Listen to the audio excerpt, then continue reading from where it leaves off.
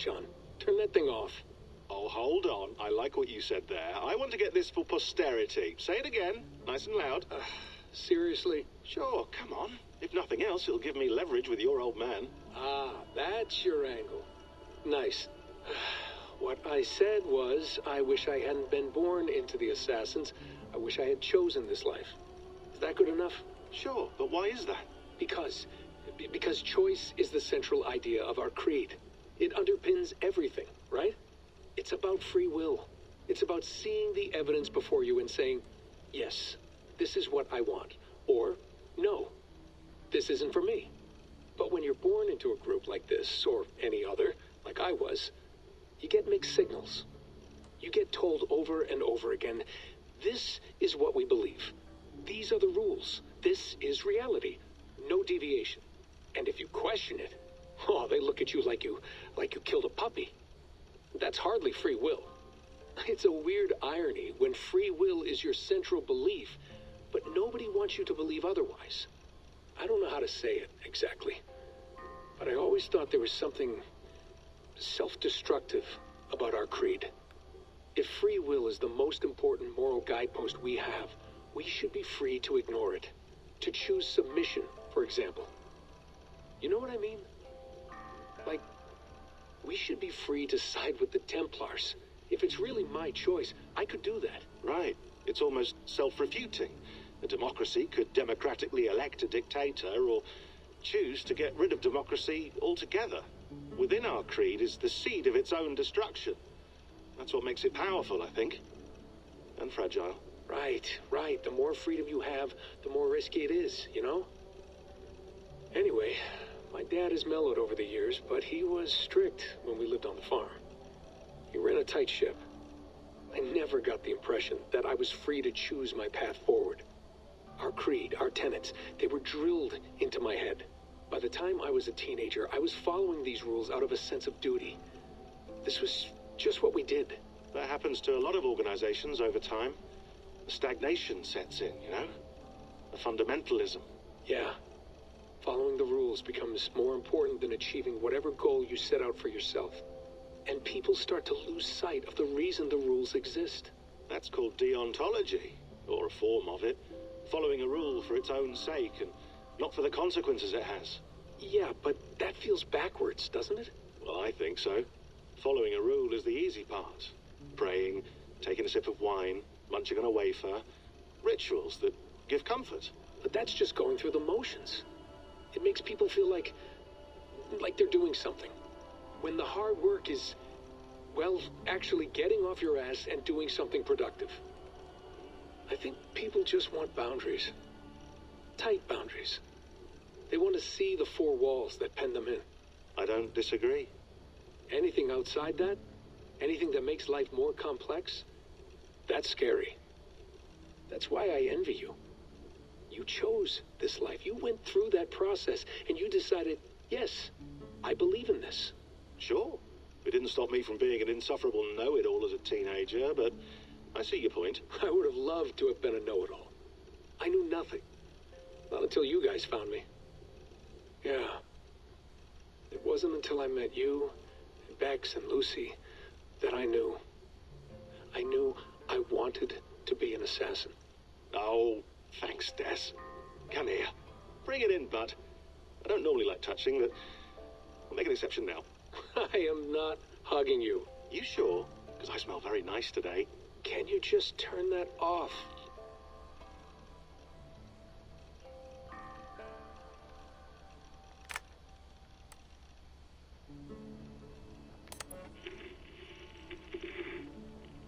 Layla, thought you might be interested in this. Conversations that Bex and I had with Desmond back in 2012. December, I think. Just candid talks, that's all. We didn't square any circles or write any beat poetry. But he did have some interesting insights into his time in the Animus and what it means to be an assassin. Anyway, have a listen. You might find you and he had similar experiences. So, well, let me know what you think. Unless it's to tell me I sound like a total brat in these recordings. If that's the case, just say nothing. I mean, I did have a slight cold at the time I recorded these. That's probably why I sound odd. Anyway, okay, I'm done anyway, so turn off. Turn off. Oh, it's actually just a button. Sorry, here we go.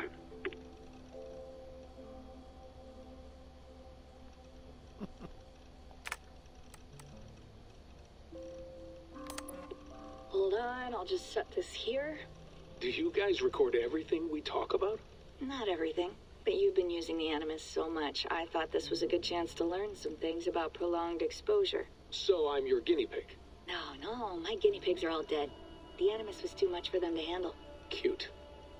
Can I ask you about the bleeding effect? Any recent flashes? Any memories resurfacing? Yeah, the usual things. Ghost images of Altair and Ezio a few times a day. Nothing intrusive, just brief moments. They pass quickly, almost without me noticing. Like a figure in the corner of my eye. Or remembering a dream from the night before. I did have one extended hallucination a few days ago. It was Ezio. He was older, around the time he left Cappadocia. He was standing on the deck of a ship, alone. And through him, I could feel an intense regret or guilt. And it felt to me like he'd had a loss of faith in himself, in the creed, like he couldn't keep it up, couldn't stay true to his ideals. And as I watched him, I thought, is this the moment he decided he was done being an assassin? It felt like it. Anyway, most of my visions have been brief, lasting just a few seconds.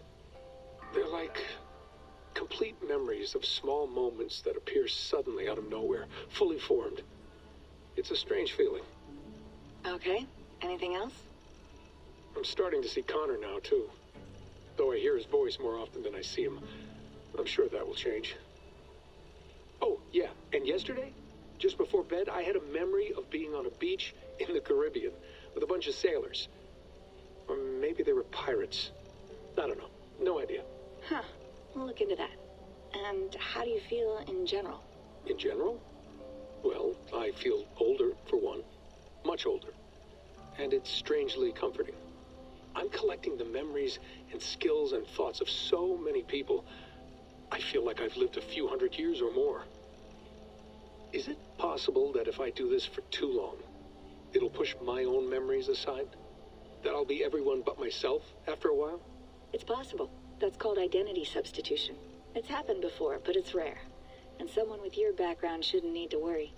My background? You mean someone with my genes? My abilities?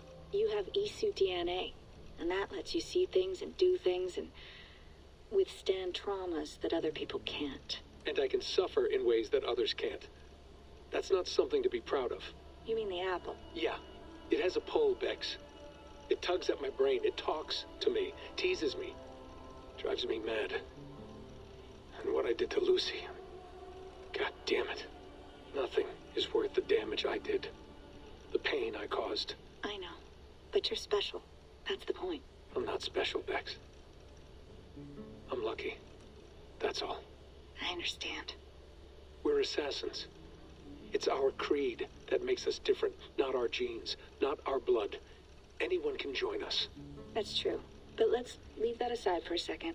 What I want to know is, have you ever had any Isu memories resurface? Isu memories? I don't think so. I can't even begin to imagine what that would feel like. I think you'd know if you did. Maybe one day. We might be able to induce something. Jesus, let's fix the world first, okay? Before we start digging up my ancient ancestors. Deal. With my luck, I'll be related to some third-rate Isu like Sisyphus or something. Way to aim high, buddy. Hey, you gotta.